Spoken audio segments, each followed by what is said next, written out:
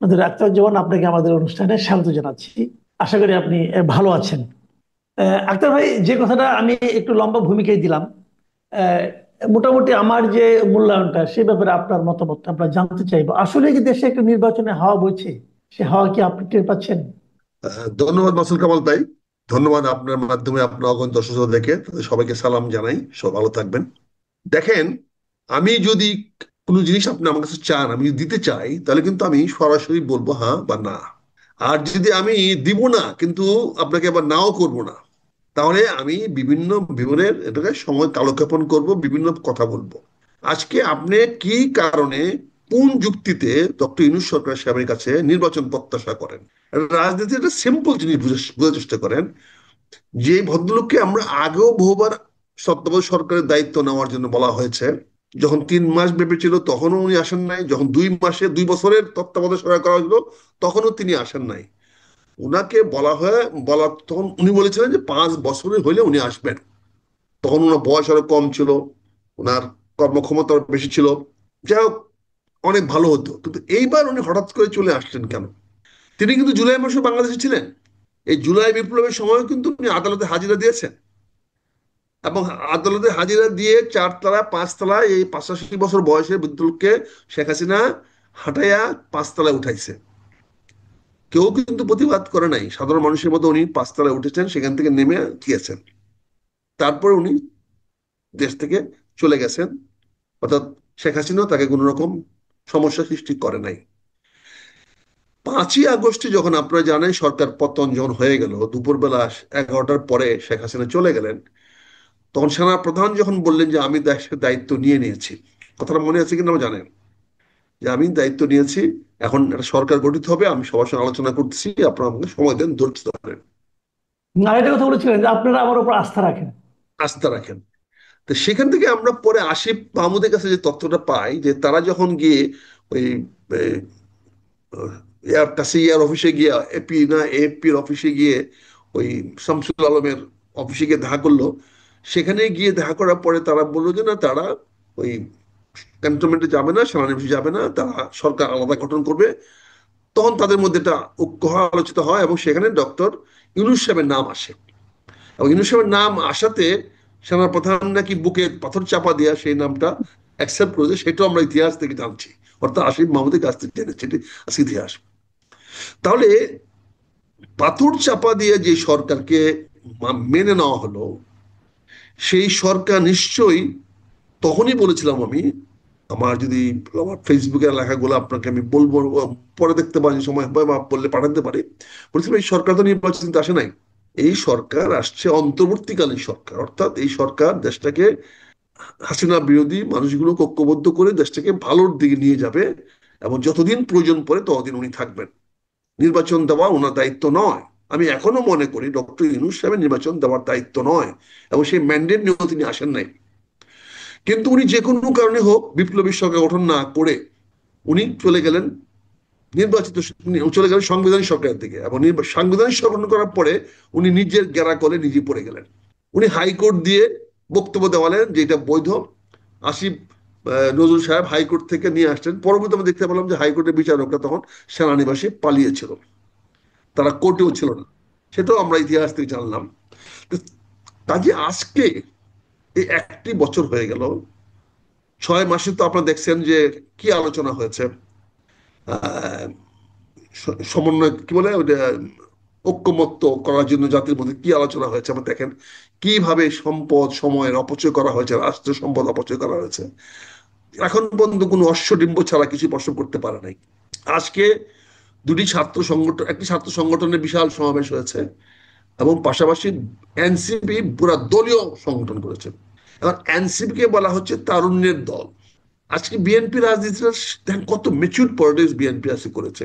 3 তারিখে 3রা August BNP ঘোষণা করেছিল 2 মাস আগে তারা ছাত্র সমাবেশ করবে, এবং সেটা তারা ঘোষণা দিয়েছিল শহীদ মিনারে, এবং সেই অনুযায়ী ঢাকা বিশ্ববিদ্যালয় থেকে শহীদ মিনারের অনুমতি তারা নিয়ে নিয়েছিল। কিন্তু পরবর্তীতে এনসিপি ঘোষণা করলো যে তারা শহীদ মিনারে সমাবেশ করবে 3রা অগাস্ট। আগস্টে। বিএনপি বললো ঠিক আছে, বিএনপি কিন্তু সরে চলে আসলো শাহবাগে। এবং শাহবাগে কিন্তু গত 4 দিন ধরে কিন্তু একটি গ্রুপ, এনজিও গ্রুপ আন্দোলন করছিল যে এই জুলাই সনদ ঘোষণা করতে হবে। জি। তারা কিন্তু আজকে হাওয়া হয়ে গেল, তাদের কোনো অস্তিত্ব আজকে পাওয়া গেল না, তারা কোথাও নাই। আজকে যে সমাবেশগুলো, তারুণ্যের সমাবেশটা বিএনপি দেখাচ্ছে, ছাত্রদল দেখাতে পেরেছে, তারপরে কোন রাজনৈতিক দল বলতে পারবে যে আগামী তরুণ তাদের পক্ষে?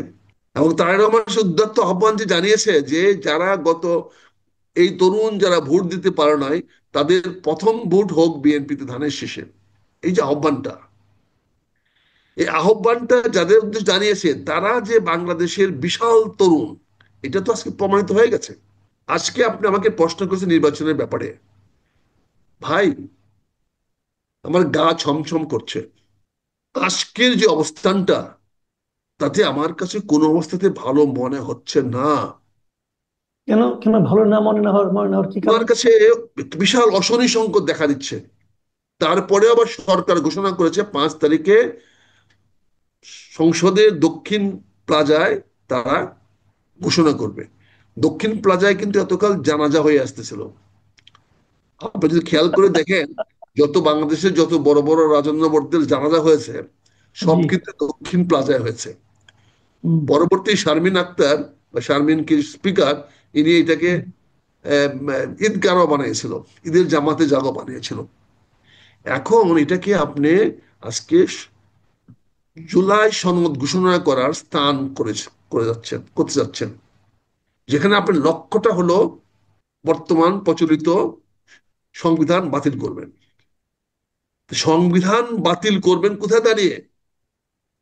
যেই সংবিধানের অধীনে যে সংবিধান সংসদ রচিত হয়েছে, ওই সংসদকে আপনি দাঁড়িয়ে দক্ষিণ প্লাজায় আপনি করবেন।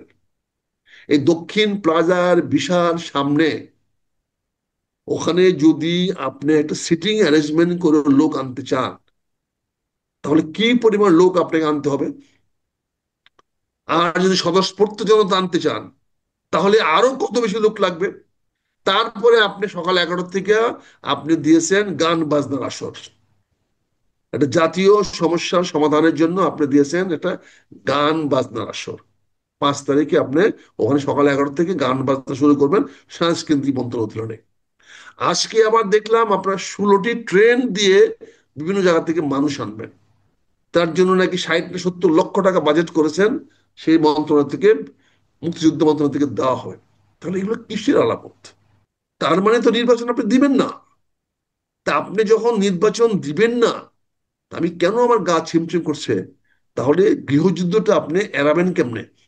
আপনি কিভাবে মনে করতেছেন যে জাতীয় ঐক্য 5 তারিখে বজায় থাকবে, যখন আপনি গান বাজনা পার্টি দিয়ে লোক আনবেন, যখন আপনি বিনা টিকেটে ট্রেন ভাড়া দিয়ে লোক আনাবেন, সরকারের টাকা দেওয়া ট্রেনে মানুষকে আনাবেন, বাস তো আনবেনই।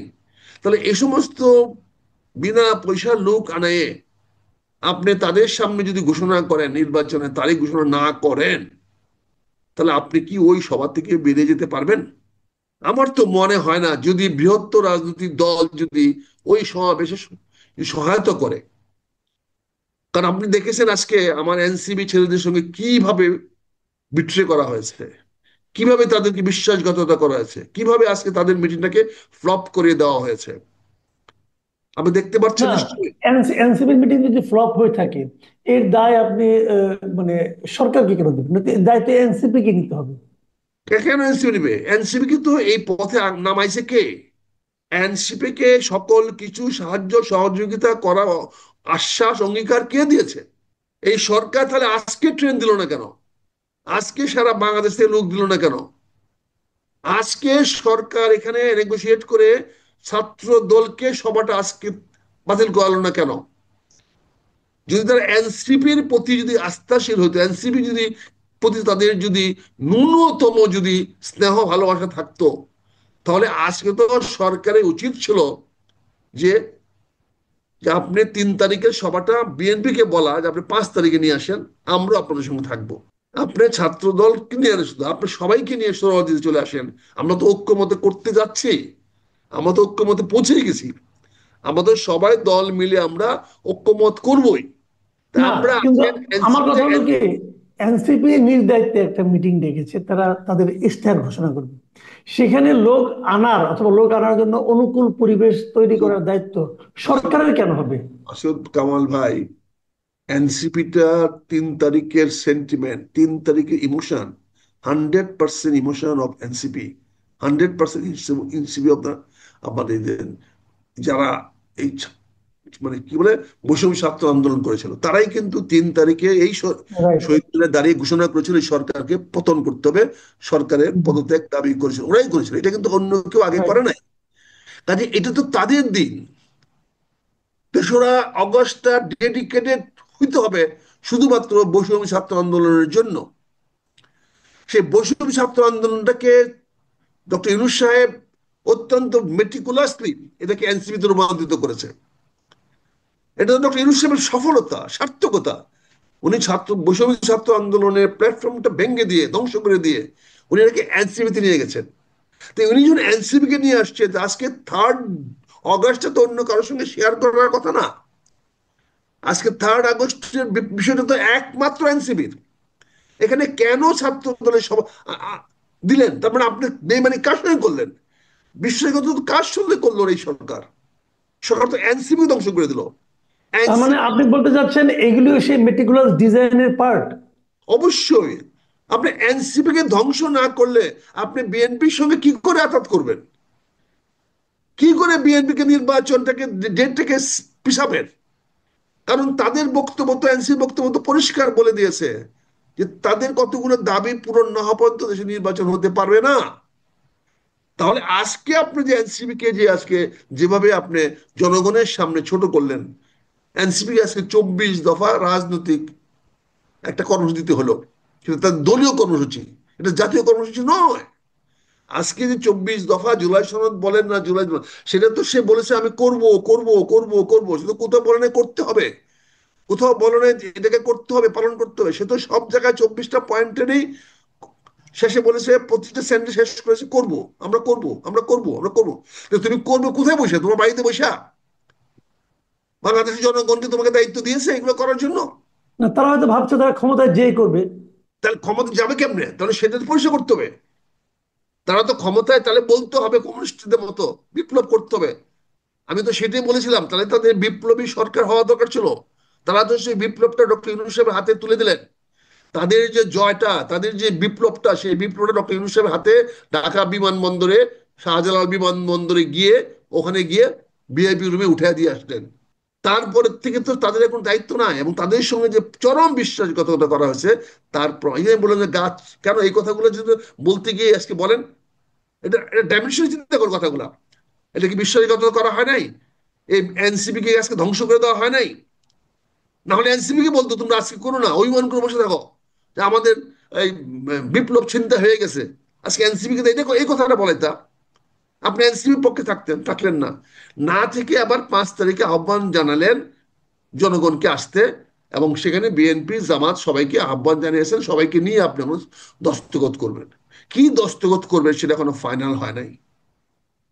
আপনি জানেন যে জেফারসন এবং ওয়াশিংটন দুজনে মিলে এবং কয়েকজনে মিলে তারা, ফার্গুসন, তারা মিলে সংবিধান রচনা করেছিল। কিন্তু সেই ফার্গুসন, সেই রচনা তে কিন্তু জেফারসন সাইন করে নাই। মার্কিন মার্কিন যে সনদ, যে সংবিধান লেখা হয়েছিল, যার মূল লেখকই ছিল তৎকালীন উকিল, অ্যাডভোকেট বা ব্যারিস্টার এই জেফারসন, যে তৃতীয় প্রেসিডেন্ট হয়েছিল, সে কিন্তু দস্তখত করে নাই। তাকে দস্তখত করার জন্য 13 বার ওয়াশিংটনকে যেতে হয়েছে, ওয়াশিংটন থেকে নিউ ইয়র্কে, তারপর দস্তখত করে নাই। এটা তো ইতিহাস আছে আমাদের। সবাই যে একমত হইলে ড্রাফট করলে সাইন করে দিবে এমন তো কথা না। তারপরে বিএনপির কি ম্যান্ডেট আছে এটাকে সাইন করার? এখন পর্যন্ত এজ অন টুডে বিএনপির স্থায়ী কমিটি কি অনুমোদন দিয়েছে? বিএনপির জাতীয় নির্বাহী কমিটিকে অনুমোদন দিয়েছে? বিএনপি দলগতভাবে কি সম্মেলন করেছে এই সনদ দস্তখত করার জন্য? এই সনদকে আমি সাইন করে দিয়ে গেলে হবে? এই সালাউদ্দিন সাইন করে দিলেই সনদ হয়ে যাবে? এই সনদ কি বিএনপি মানবে? এই সনদকে আলোচনা করার জন্য পাঠিয়েছে। কিন্তু এই সনদটাকে ডক্টর ইউনূস সাহেবের নেতৃত্বে দস্তখত করার জন্য কি পাওয়ার দিয়েছে সালাউদ্দিনকে? না, 5 তারিখে তো সনদ করা হবে না। 5 তারিখে হবে আপনার ঘোষণাপত্র, জুলাই ঘোষণাপত্র যেটা করা হচ্ছে। জুলাই ঘোষণাপত্র এবং দস্তখত করবেন সবাই, সবার হ্যাঁ, উপস্থিতিতে হ্যাঁ, হ্যাঁ, হ্যাঁ। ঘোষণা করবেন। তাহলে সেখানে কি আমার সালাউদ্দিন সাহেবকে যাওয়ার অনুমতি মহাসচিব দিবে? এবং মহাসচিবকে ওই ওই সভায় যাওয়ার অনুমতি কি জনাব তারেক রহমান সাহেব দিবেন? কারণ এখন দাওয়াতটা তো করতে হবে তারেক রহমান সাহেবকে, ওখানে তারেক রহমান সাহেবকে দাওয়াতটা করতে হবে। সকল দলের পক্ষ থেকে যদি বিএনপি যেতে হয় তো বিএনপি তারেক রহমান সাহেব যাবে, অথবা তিনি যাকে মনোনীত করবেন। nominate করো, রাইট, তাহলে রাইট। উনি কেন মনোনীত করবেন কাউকে, যেখানে দলীয় প্রধান কিন্তু আসতে হবে? দলীয় প্রধানে আসার ব্যবস্থাটা আপনি কেন করলেন না? কেন নিশ্চিত করলেন না যে উনি যেন তারেক রহমান সেদিন বাংলাদেশে উপস্থিত থাকে? এটা করার দায়িত্ব কার ছিল ভাই? আপনি তো একজন সাংবাদিক, পুরনো বয়স্ক মুরব্বী সাংবাদিক, আপনি বলেন। উম, রাজনৈতিক আলোচনার দৃষ্টিভঙ্গিতে আপনি বলেন। আপনি বললেন সকল দলের সবার সামনে দস্তখত হবে। সকল দল বলতে আপনি কাকে বোঝাচ্ছেন? তারেক রহমান সাহেব ছাড়া অন্য কেউ যদি সেখানে যায়, এটা কি দলের উপস্থিতি বোঝায়? বা দেশমাতা খালেদা জিয়ার উপস্থিতি ছাড়া যদি এখানে বিএনপির হাজারো নেতাও যায়, লক্ষ লক্ষ নেতা কর্মীও যায়, তাও কি সেটা বিএনপি উপস্থিত বোঝায়? ওই উপস্থিতিতে অবশ্যই দেশমাতা খালেদা জিয়া থাকতে হবে, অথবা তার জায়গায় তার পুত্র জনাব তারেক রহমান থাকতে হবে। হ্যাঁ, তারপরে যদি ওনারা যদি কাউকে মনোনীত করেন, নির্বাচিত করেন, সেটা জি। অন্য বিষয়, করতেই পারেন। কিন্তু সেটা কি হয়েছে কিনা আমরা জানি না। আমরা এখন পর্যন্ত জানি না, আজকে 3 তারিখ চলে গেছে, 4 তারিখ শুরু হয়ে গেছে, আমরা এখন পর্যন্ত জানি না বিএনপির কে সেখানে যাবে। জি। তারপরে দেখেন, তারপরে দেখেন জামাতের আমির হাসপাতালে অপারেশনে নিয়ে তার জীবন মরণ লড়াই করছে, তার হ্যাঁ, উনিও তো আসতে পারবেন না। উনিও আসতে পারেন না। হয়তো ওনাকে স্ট্রেচারে করে নিয়েও আসতে পারে, জানি না আমি। সেটা মনে হয় না। না। না। তাহলে এখন মনে করেন এই ধরনের একটা অবস্থায়, তার মানে কি? তার মানে আপনি যে ঘোষণাটা দিবেন, সেই ঘোষণায় যদি কোনো লোক যদি প্রতিবাদ দাঁড়ায় পড়ে, মানি না, মানি না। অতীতে কি হয় নাই? অতীতে মোহাম্মদ আলী জিন্নাহ যখন বলেছিল বাংলা ভাষা, ইংরেজি হবে রাষ্ট্রভাষা, তখন কি মানুষজন ওনার সবার থেকে বেরিয়ে আসে নাই? সেই সবাই থেকে কি বলে নাই মানি না, মানি না, মানবো না? এটা ইতিহাস তো আছে। এই ঢাকাতে তো কার্জন হলে তো ঘোষণা দিয়েছিলেন Mohammad Ali Jinnah, English will be the right. State language of Pakistan. সেদিন কি বাঙালি ছেলেরা মেনেছিল? তারা কি সেদিন ওনার সামনে থেকে বেরিয়ে আসে নাই? তা না, আপনি কি ওটা ওটা চাচ্ছেন? ওটা তো ছিল আমাদের জাতীয় অনুভূতির বিপরীতে। না না, তো এটা এখন নাও যদি হতে পারে। আপনি, এখন যদি আপনি 5 তারিখে এমন কিছু ঘোষণা দেন তা যে মনে হয় হবে না। ঘোষণা জাতীয় স্বার্থের পরিপন্থী, অথবা যদি আপনি নির্বাচনে ঘোষণা না দেন, তাহলে কি হবে? 5 তারিখে কি নির্বাচনের ঘোষণা দেওয়ার কোনো কথা আছে? তাহলে আপনি কি বলবেন?